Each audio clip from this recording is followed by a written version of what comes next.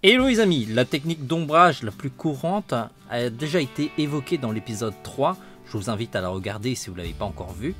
Dans l'épisode 4 des tutos de colo pour débutants, nous avons toujours parlé d'ombrage, mais d'une technique différente qui s'adresse à des dessinateurs un peu plus avancés. Alors on va toujours tracer un cercle, on va le colorier par exemple avec un rose. Dans l'épisode 3, je vous ai expliqué que pour faire l'ombrage, il suffit de prendre un rose un peu plus foncé pour faire l'ombrage.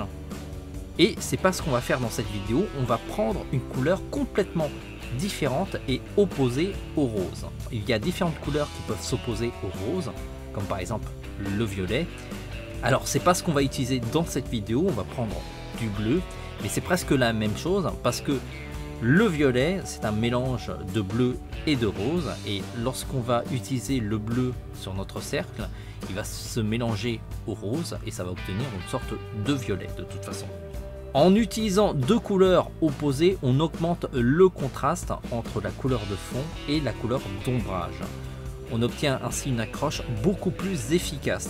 Souvent, les dessinateurs qui utilisent cette technique ont des dessins qui accrochent mieux le regard. Attention à ne pas abuser trop de cette technique parce que ça peut perdre de son effet sans réfléchir aux endroits où on veut attirer le regard ou sinon sans réfléchir à l'émotion que vous voulez dégager de votre dessin. Mais ça, on en parlera un peu plus tard. Merci d'avoir suivi cette vidéo jusqu'au bout. Si ça vous a aidé, encouragez-nous à faire d'autres vidéos sur ce thème. Soyez nombreux à cliquer sur j'aime parce que ça nous indique que ce type de vidéo vous plaît. Vous pouvez aussi vous abonner à notre chaîne YouTube histoire de rater aucune de nos vidéos. N'hésitez pas à nous dire en commentaire si vous utilisez déjà cette technique. Ça permet de savoir à la proportion de dessinateurs qui connaissent déjà cette technique. Vous pouvez aussi passer de la théorie à la pratique en achetant votre matériel dans notre boutique. On a de nombreux feutres et d'autres matériels qui pourront vous aider à libérer votre créativité.